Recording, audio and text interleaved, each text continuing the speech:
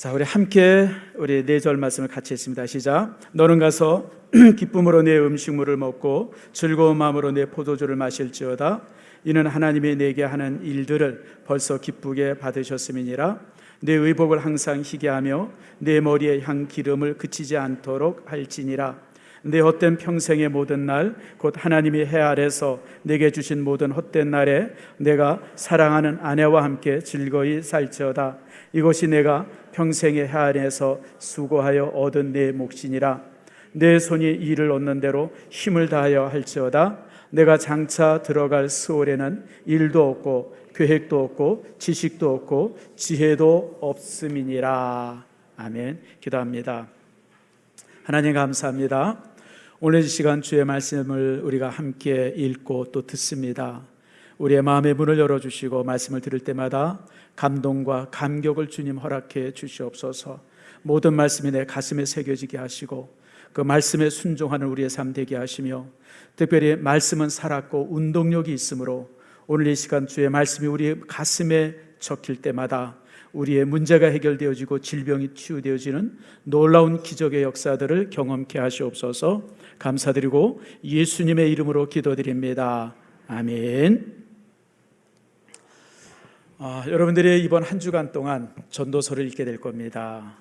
이제 시편의 마지막 부분을 읽고 전도서, 아가서 이렇게 읽게 될 텐데, 우리가 전도서하면 오해하는 게 많아요. 뭘 오해하냐면 전도서는 허무에 관한 책이다, 이런 생각을 종종 갖습니다. 아닙니다. 인생을 허무하게 사용하지 말라고 경고한 책이 전도서입니다. 하나님께서 우리에게 주신 생명이 얼마나 값지고 소중합니까?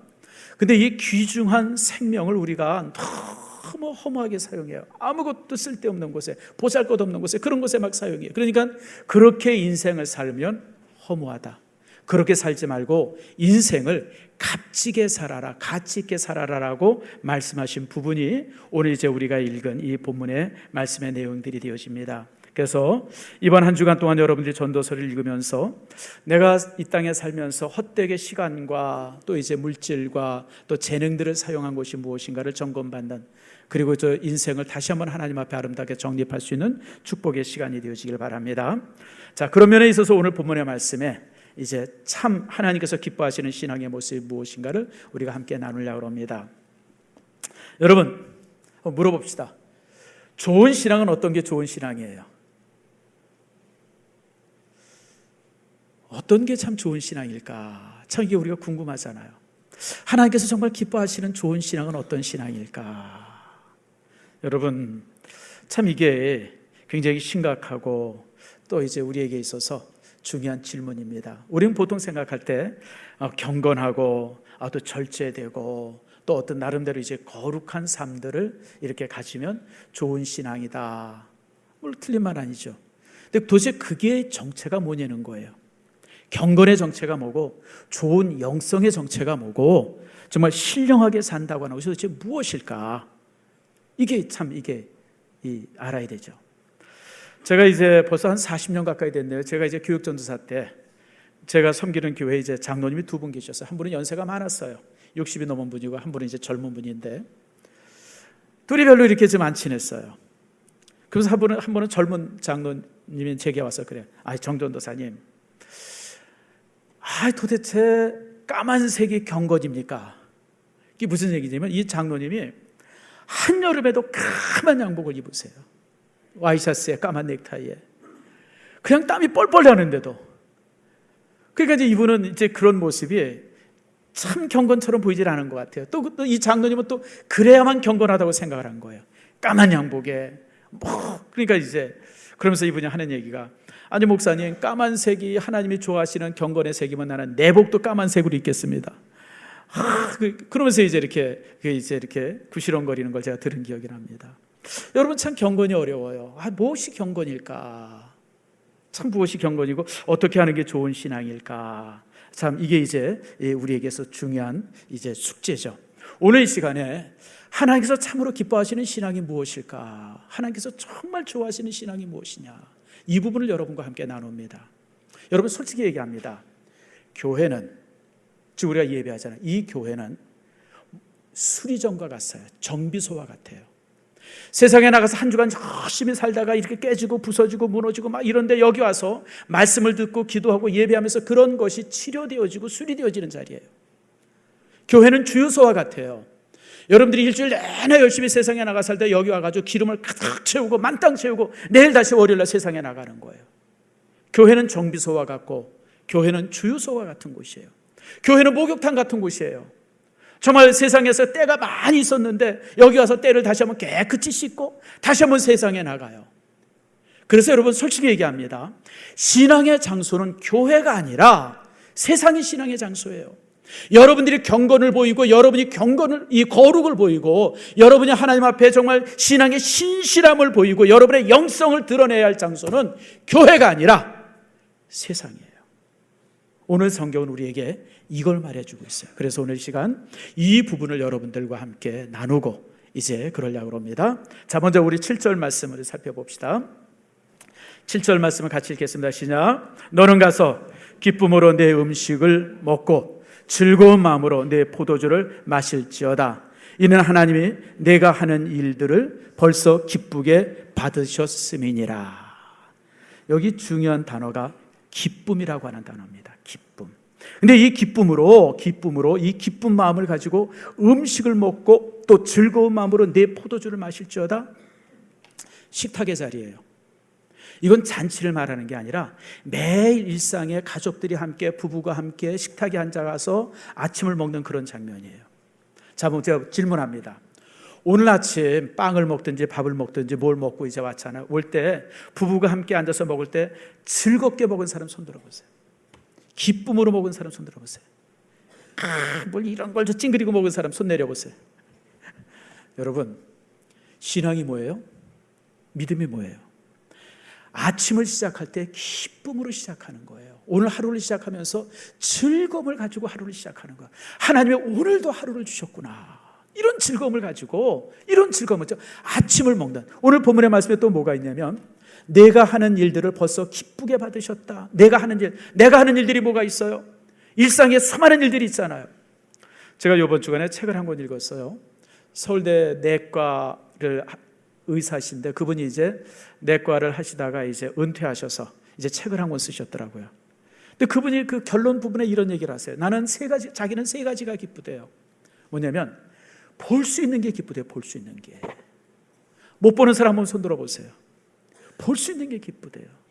두 번째 또 뭐가 기쁘냐면 뛸 수 있는 게 기쁘대요. 뛸 수 있는 게. 걷는 것이 아니라 뛰어다닐 수 있는 게 기쁘고, 세 번째가 너무 재밌어요. 의사니까 이런 얘기예요. 세 번째는 뭐가 기쁘냐면 쌀 수 있는 게 기쁘대요. 배변을 시원스럽게 할 수 있다는 게 얼마나 큰 기쁨인지 자기는 그래서 세 가지가 기쁘대요. 여러분, 일상에 정말 소소한 일이에요. 남들은 다 되어지는 일인데 자기는 이 세 가지가 너무 기쁘다고 결론 부분에 그렇게 적었어요. 그래서 그걸 읽으면서 나도 웃었어요. 그래, 우리가 참 그렇구나. 그러면서 생각난 게 뭐냐면 제가 한 4, 5년 전에 읽은 책인데요. 장정희 교수가 쓴 살아온 나날, 살아갈 나날이라고 하는 책이 한 권이 있어요. 그분이 이제 이 병원에서 마지막 암투병하면서 쓴 마지막 책이에요. 근데 거기에 그분이 그런 얘기를 하더라고요. 자기가 병에 걸려서 이렇게 그 암이 재발해가지고 이제 유방암이 재발해서 이제 이렇게 치료받는데 병이 재발해가지고 이렇게 병상에 앉아 있으니까 정말 부러운 것이 몇 개 있더래요. 뭐냐면 기침을 마음껏 할 수 있다는 게 얼마나 큰 기쁨인지 한번 기침해 보세요. 시작. 이게 여러분 건강한 사람만이 할 수 있는 거예요. 암 걸린 사람들, 진짜 심각한 질병에 걸린 사람은 기침을 못해요. 여러분 기침을 마음껏 할 수 있는 게 얼마나 큰 축복인지. 그 다음에 또 얘기하는데 누가 여기야 이렇게 부를 때 고개를 돌릴 수 있다는 게 얼마나 큰 복인지. 고개 한번 뒤로 돌려보세요. 누가 왔나? 시작. 애구머니나 놀라지 마시고, 고개를 돌릴 수 있다는 게 얼마나 큰 복인지 그 책에 그렇게 썼어요. 여러분, 이게 우리가 너무 일상적인 일이잖아요. 아침에 일어나고 볼 수 있는 거, 세수할 수 있는 거, 아침에 가족들이 앉아서 식사할 수 있는 거, 이게 너무 사소한 일이고 일상에 그냥 너무 널려져 있는 일인데 이게 축복이라는 거예요. 이게 하나님의 선물이고 이것이 하나님의 선물인 줄 알고 감사하면 그게 영성이에요. 무슨 얘기인지 아시죠? 그게 좋은 신앙이에요. 일상의 영성의 제일 첫 번째는 주어진 시간들, 주어진 생명의 시간들, 그리고 내 삶 속에 주어진 모든 조건들이 하나님의 주셨음을 감사하고 그것에 감격하면서 그것으로 인한 즐거움을 가지고 사는 것, 그것이 좋은 신앙인 거예요. 아침에 일어나면서 찡그리고 일어서고 회사 가면서 그냥 투덜투덜 하면서 회사 가고 누구 만날 때마다 막 불평하고, 이거는 신앙이 아니에요. 이건 불신자입니다. 교회 와서 그런 사람들이 아무리 아멘 아멘 했어도 그건 불신앙입니다. 일상의 삶 속에서 하나님의 영광을 드러내고 내 삶 속에 주어지는 모든 조건들이 하나님의 축복임을 기억하는 것, 이게 얼마나 큰 감사인데요. 저도 나이가 되니까 이런 부분이 많더라고요. 예전에는 운동을 한다든지 이럴 때 어디가 좀 뻐근하면요, 하룻밤 자고 나면 깨끗이 났어요. 아무렇지도 않았어요. 이제는 어디가 조금 아프면요, 이틀밤 자도요, 3일밤, 4일밤 자도 이게 여전히 아파요. 그래서 자고 일어나면 깨끗이 회복된다는 게 얼마나 큰 복인가. 요즘에 그런 생각을 다시 해요. 제가 종종 얘기하잖아요. 예전에 제가 되게 건강했어요, 여러분들. 그래서 그냥 가만히 있다가도 한 달 내내 있다가도 축구하자 그럼 나가서 그냥 막 번개처럼 뛰어다녔어요. 이제는 그게 안 돼요.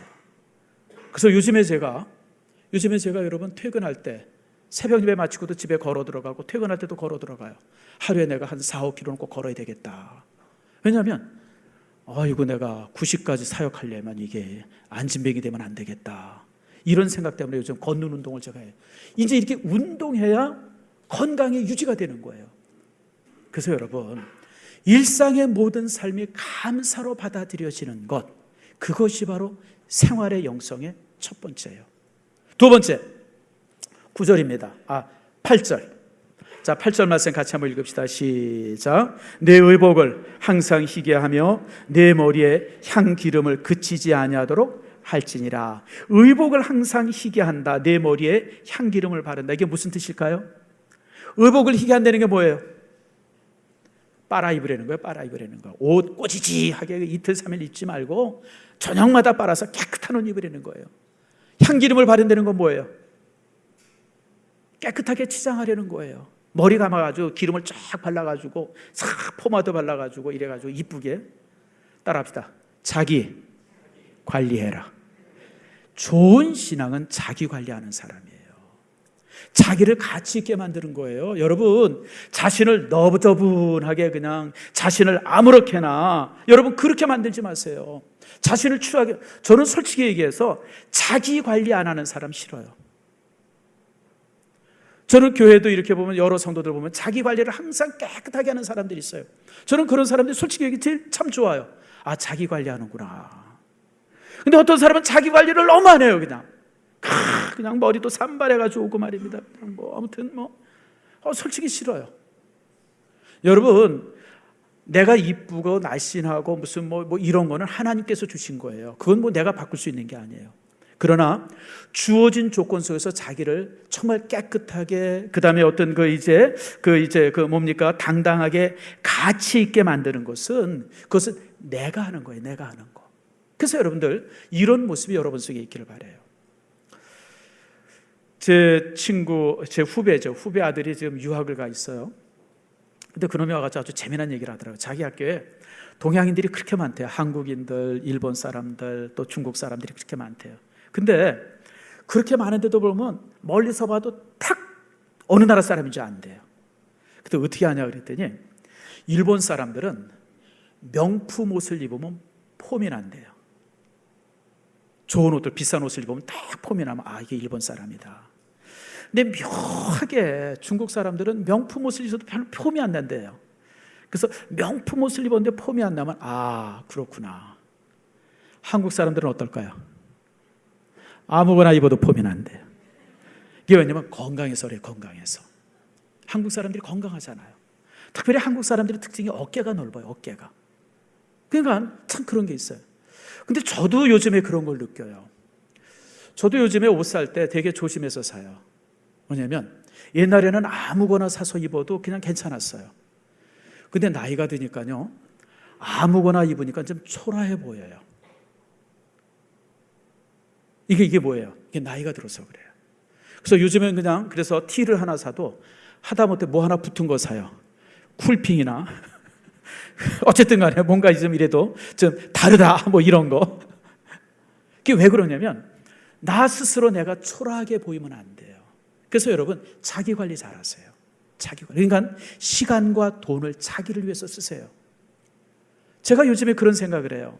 예전에 이렇게 좀 뭔가 좀 가지고 싶고 막 이런 게 있어도 좀 막 참고 많이 그랬어요. 내가 이제 나중에 가지. 이게 낭비지. 근데 가만히 생각하니까 내가 뭐 천년만년 사는 것도 아닌데 가지고 싶은 것도 하나 제대로 못 가져보고 내가 이 나이에 그러면 되겠나. 그래가지고 결심을 했어요. 내가 가지고 싶은 거 가져야지. 근데 막상 또 가지려고 마음먹으니까 아이고 뭐니나. 근데 여러분 제가 여러분에게 부탁할게요. 가지고 싶은 거 가지세요. 여러분들 여러분이 정말 갖고 싶은 거 있으면 물론 구워서 살 필요는 없지만 모아서라도 사세요. 여러분 좀 비싸면 어때요? 여러분들 그런 것 때문에 내가 기분이 좋고 그런 것 때문에 내 삶의 가치가 조금 이렇게 업이 된다 그러면 여러분 얼마든지 하세요. 깎을 거 있으면 깎고 찢을 거 있으면 좀 찢으세요. 여러분들 염색하고 그런 게 뭐가 나빠요? 여러분들 사람들 이렇게 보면 종종 보면 인생을 허무하다고 얘기하는 사람들이 있어요. 특징이 뭔지 아세요? 자기를 위해서 시간과 돈을 쓰지 않는 사람이 항상 허무하다고 그래요. 여러분 잘 들으세요.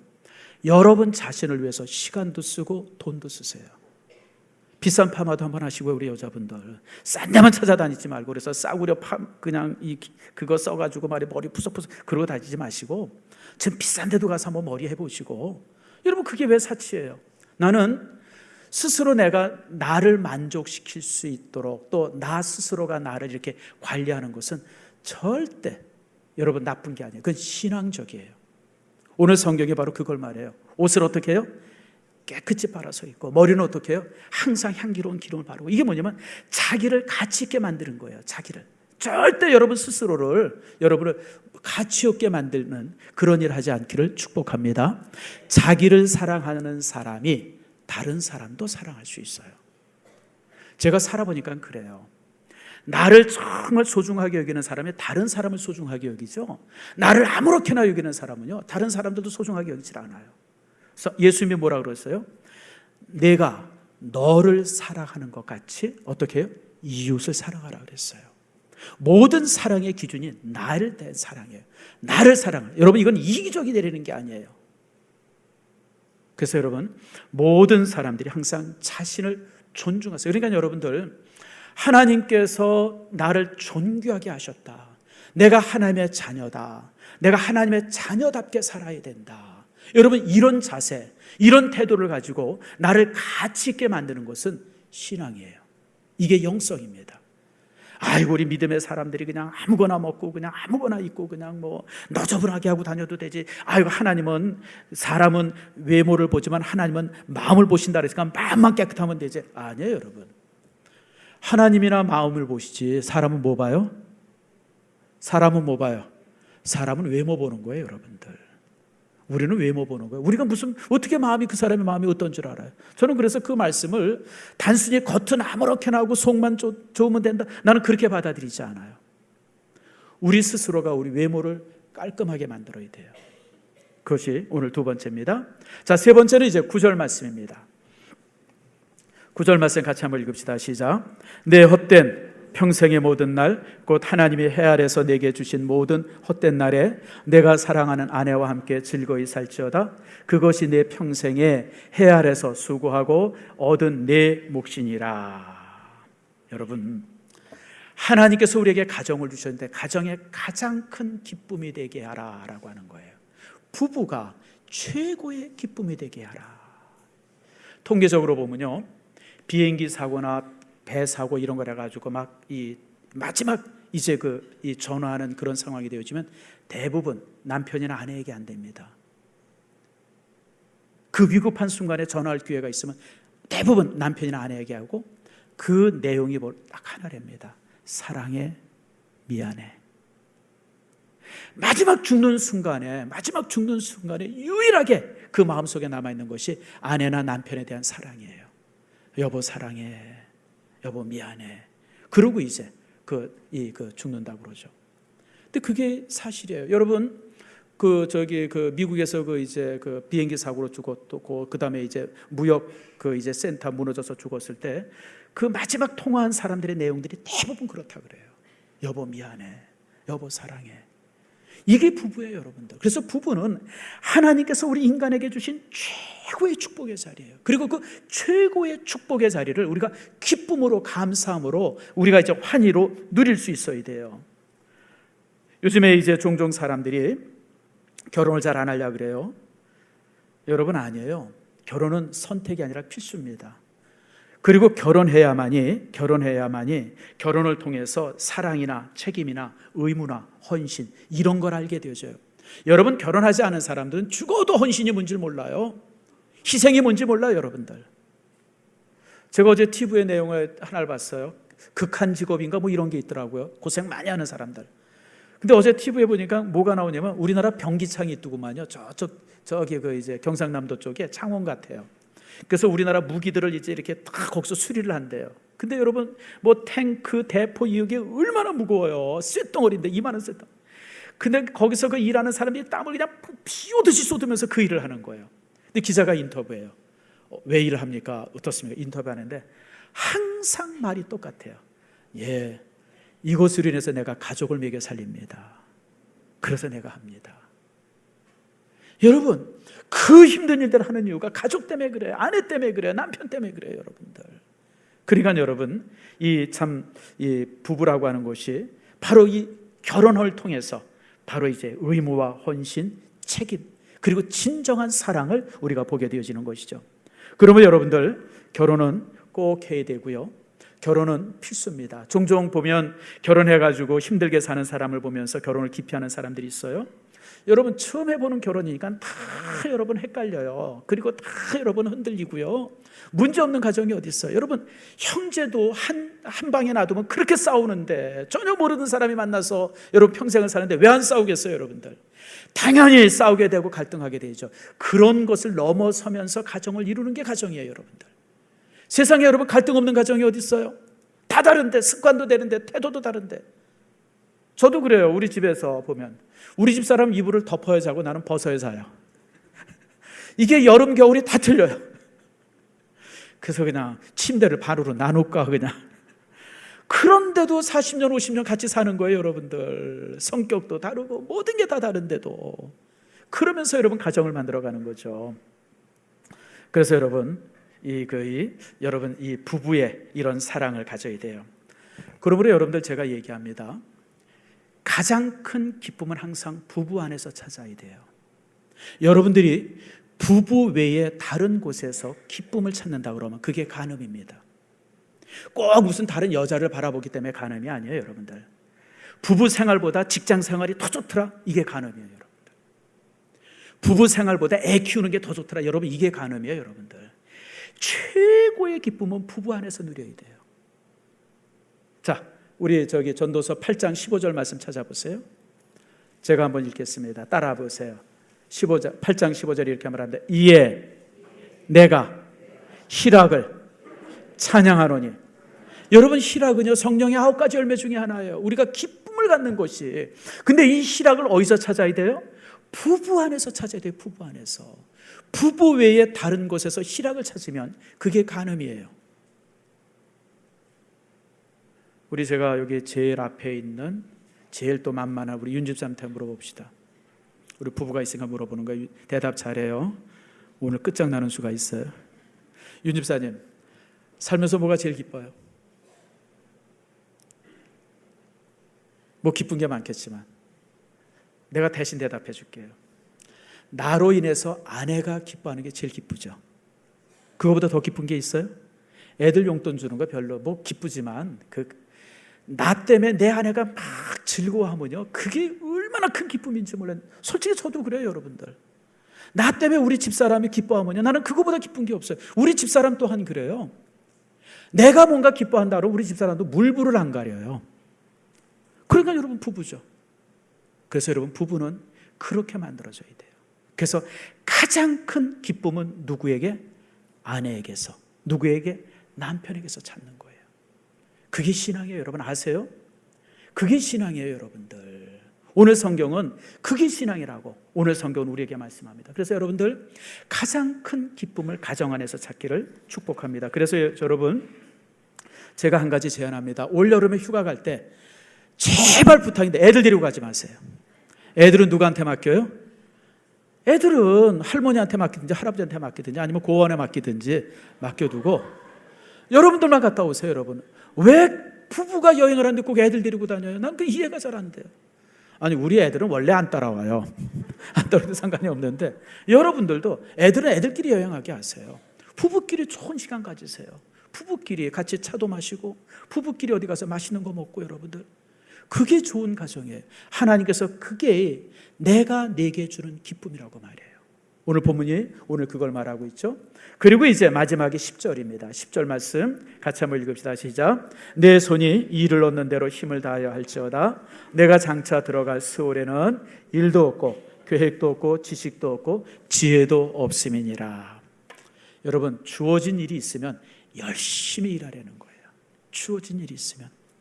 여러분 우리가 놀고 먹으면 행복할 것 같지만 착각입니다. 인간은 일하도록 만들어진 존재입니다. 일을 통해서 자기 존재의 의미도 발견합니다.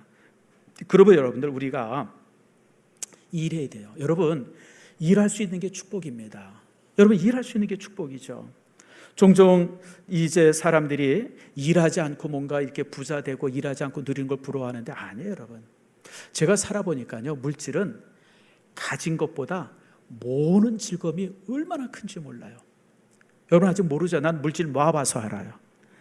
물질을 먹기 위해서 막 이렇게 모으면요 그 기쁨이 얼마나 큰지. 근데 여러분 부모로부터 재산 물려받은 사람은요 그 기쁨을 몰라요. 여러분들 크든지 적든지 물질을 모을 수 있다는. 그래서 여러분 성경의 경제 원리는 세 가지입니다. 잘 기억하세요.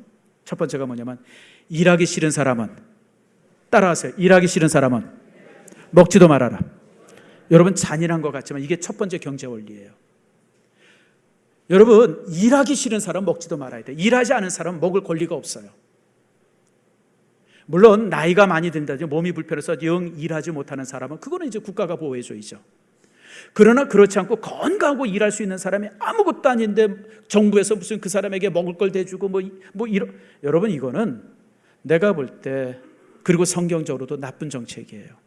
정부는 뭐 하는 곳이냐면 청년들이 일할 수 있는 장소를 자리를 마련해 주고 그들이 일할 수 있도록 격려해 주는 게 여러분 그게 좋은 정부죠.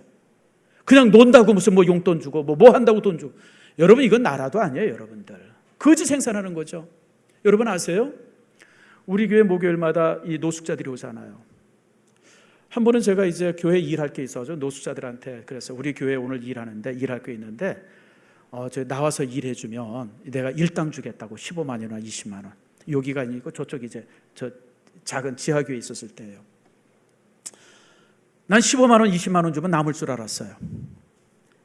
하루 종일 돈으로 다니면 한 4, 5만 원 생긴다 그래요.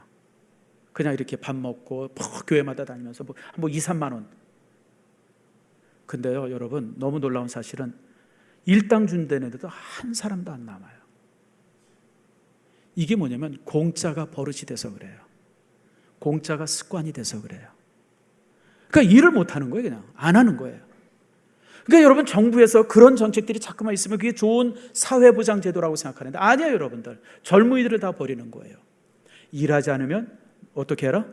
먹지 말아라. 이게 성경의 경제 원리의 첫 번째입니다. 두 번째 경제 원리는 뭐냐면 기회가 주어지면 열심히 일하라는 거예요. 오늘 본문의 말씀이죠.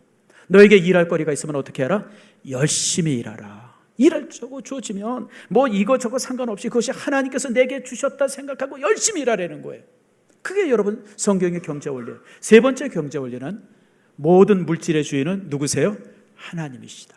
그래서 여러분 기독교인들은 신앙인들은 열심히 일해서 물질을 모으지만 모아진 물질이 나중에는 다 다시 사회에 환원시켜요. 선교를 위해서 쓰고 또 가난한 사람 위해 쓰고 또 이제 이렇게 저렇게 다 사회 환원시키는 거. 그게 성경의 경제 원리예요. 그래서 여러분 이 경제 원리 속에서 서구 사회가 만들어진 거예요. 일하기 싫은 사람은 어떻게 해요? 먹지 말고. 모든 일은 누가 주셨어요?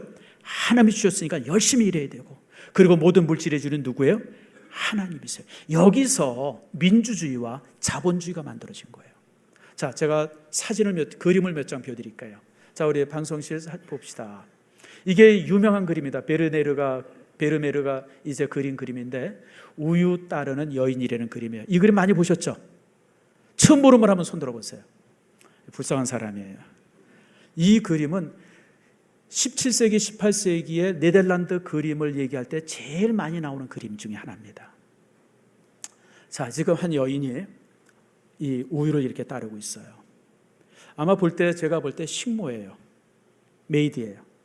그러니까 식모로서 이렇게 이제 주인에게 이제 가져다 준 우유를. 근데 여러분, 이 우유를 따르는 모습 속에서 여러분 뭘 느껴요? 굉장히 신중하게 따르죠. 조심스럽게 따라요. 이게 17세기 경제예요. 하나님께서 내게 이제 우유 따르는 일을 시키든지 뭘 하든지 간에 이게 다 누구가 주신 일이에요? 하나님이 주신 일이에요. 그러니까 이 식모 생활하면서 우유를 따르면서도 정말 예배하듯이 기도하는 모습으로, 기도하는 마음을 가지고, 그리고 우유를 따르는 거예요. 여러분, 17세기, 18세기에 유럽의 그림들이 두 종류로 나눠졌습니다. 프랑스나 이태리의 그림들은 신화를 많이 그렸어요. 그리스 신화에 나오는 사람들 근데 여러분, 네덜란드 이쪽의 그림, 네덜란드가 그 당시 아주 굉장히 중요한 이 화가들이 많이 모여 있었는데, 화가들은 일상의 삶을 그림을 그렸어요. 일상의 삶이 거룩한 거예요. 일상의 삶이. 그러니까 그 당시 네덜란드 그림 속에서는요, 신화가 없어요. 그냥 우리 일상의 삶을 그렸는데 일상의 삶이 거룩한 거예요. 일상의 삶이 성스러운 거예요. 그러니까 우유를 하나 따르더라도 굉장히 신중하게. 자, 그 다음 그림 봅시다. 이 그림은 렘브란트 그림이에요. 제목이 뭐냐? 이사회라고 하는데, 이사회. 이사들이 모여서 회의를 하고 있어요. 6명이 회의를 하고 있죠. 여러분, 이렇게 보면서 뭘 느껴요? 뭐 느껴지는 거 없어요? 우선 옷을 다 무슨 색깔을 입었어요? 까만색 입었어요. 그 다음에 하얀색 와이셔츠 다 입고 있어요. 모자를 쓰든지 벗든지. 그리고 표정들이 어때요? 지금 뭐냐면 이 사람들이 예배 드리는 모습이에요. 다시 말하면 이사회를 하고 있지만 단순히 무슨 이사회가 아니라 이 사람들은 이사회 자체가 그들이 기도하고 예배하는 것 같이 그렇게 이사회를 모인 거예요. 그러니까 일상의 삶이 뭐예요? 일상의 삶이 예배예요. 일상의 삶이 모여서 회의하는 것이 이게 뭐예요? 이게 예배인 거예요. 이게 기도인 거예요.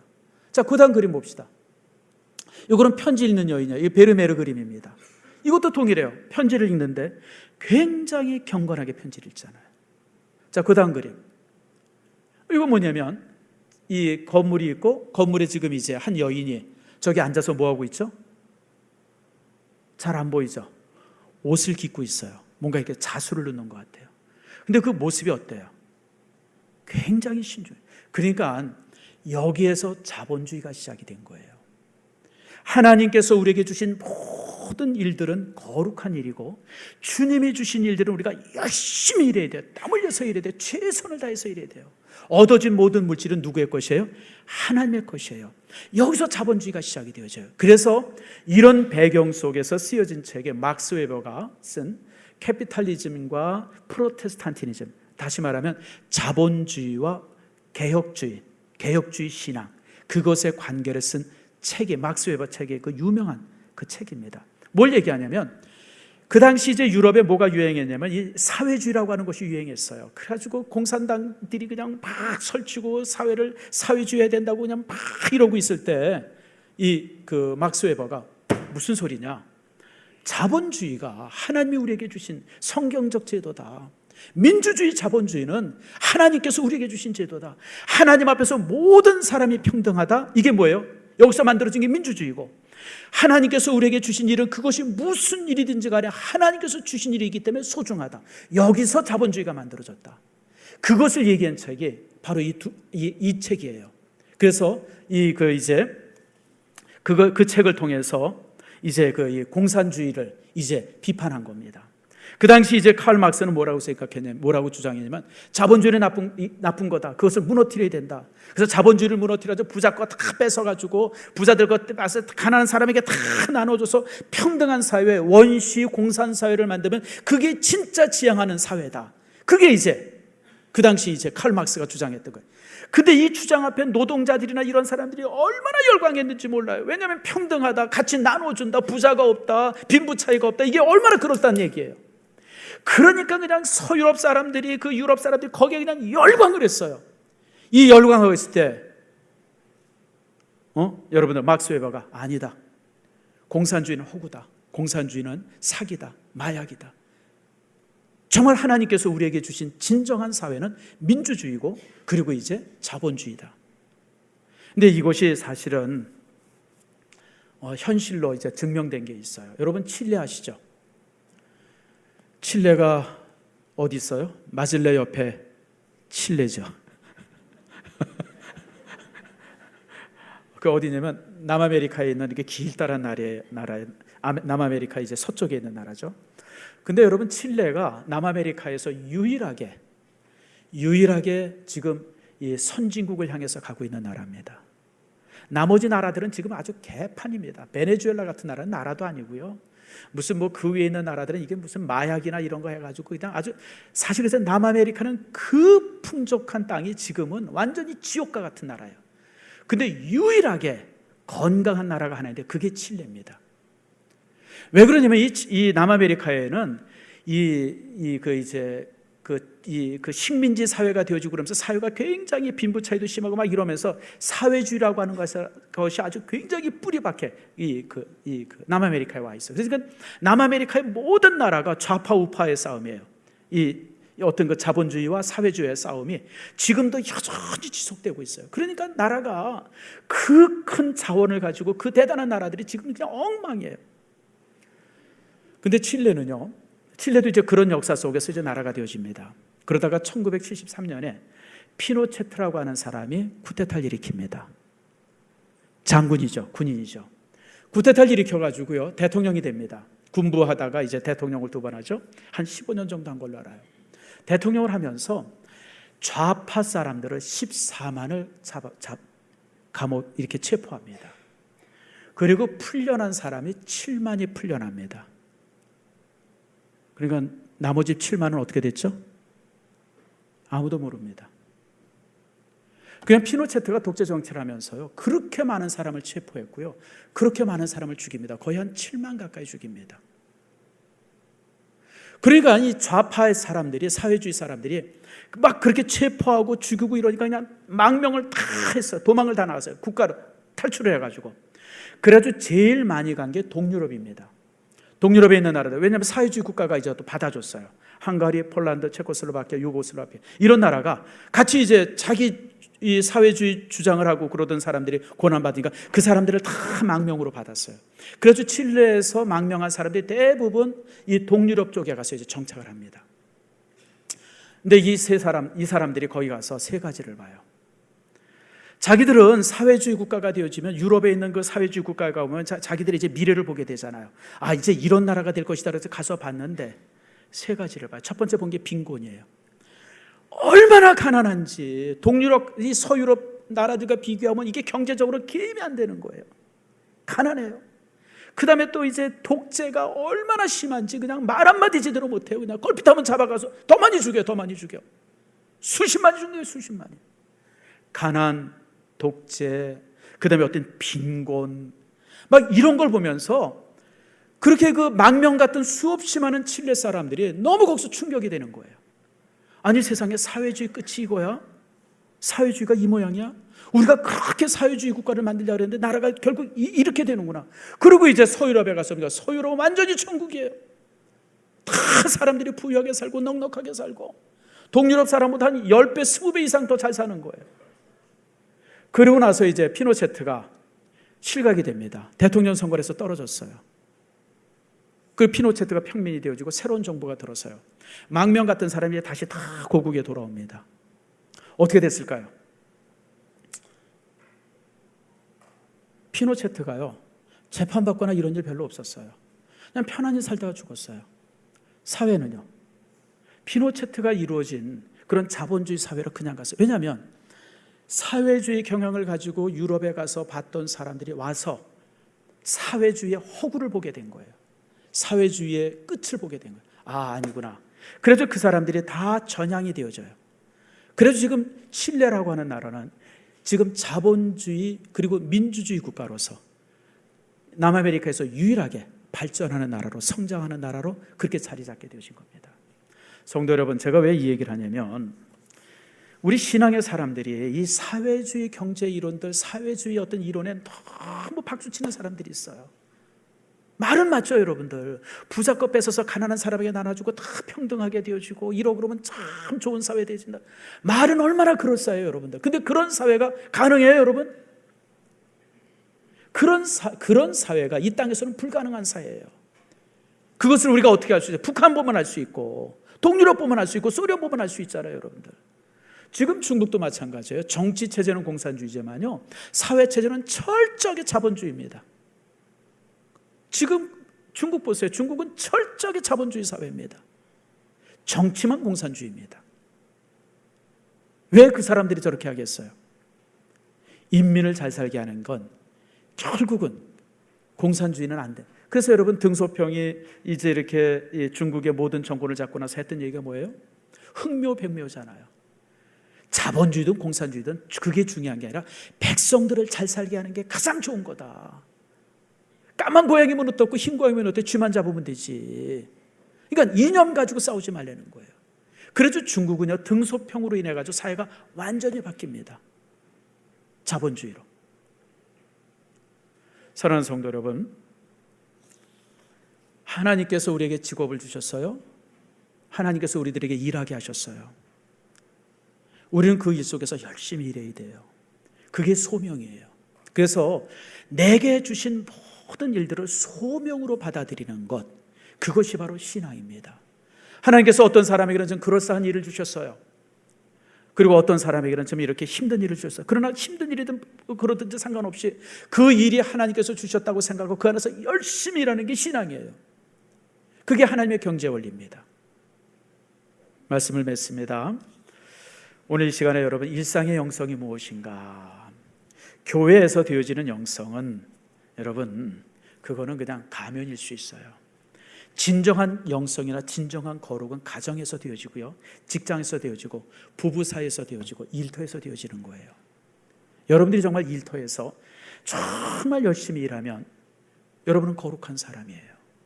월급과 상관없이 내가 월급 요만큼 받으니까 요만큼만 일해야 돼, 그게 아니라 요만큼을 받더라도 내가 이만큼 일할 수 있어야 돼요. 하나님이 내게 맡기셨다고 생각하고 그거 상관없이 열심히 일하면 그게 여러분 거룩이에요. 부부 사이에 정말 금술이 좋아요. 정말 아내를 진정으로 사랑하고 진정한 기쁨을 아내와 남편 사이에서 찾아요. 여러분, 이게 거룩이에요, 여러분들. 이게 경건이에요, 여러분들.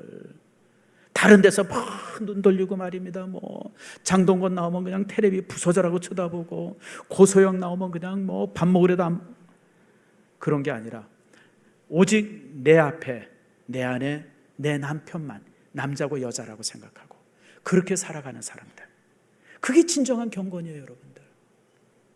그게 자신을 여러분 말끔하게 단장하는 거예요. 옷, 외모, 자신을 위해서 투자하는 거예요. 자신을 가치 있게 만들고 자신을 초라하지 않게 만드는 거예요. 그게 여러분 신앙이에요. 뿐만 아니라 하루하루 주어지는 모든 삶을 하나님이 주신 선물이라고 생각하고 기쁨으로 살아가는 것. 아침에 뭐 토스트 하나를 먹더라도, 우유 한 잔을 마시더라도 감사하면서 마시고, 하나님 고맙습니다, 그러고 마시는 것, 그것이 여러분 거룩이에요. 오늘 일상의 영성에 대해서 여러분과 함께 나눠봤습니다. 사랑하는 성도 여러분, 교회는 신앙을 훈련하는 곳이고, 교회는 여러분의 신앙을 다듬어 주는 곳이에요. 여러분의 믿음의 장소는 가정이고 일터고, 여러분이 일상의 삶을 살고 있는 그곳이 여러분의 신앙의 장소예요. 그곳에서 여러분의 거룩과 여러분의 진실함과 여러분의 경건함과 여러분의 소명들을 아름답게 드러낼 수 있는 여러분 모두가 되어지기를 축복합니다.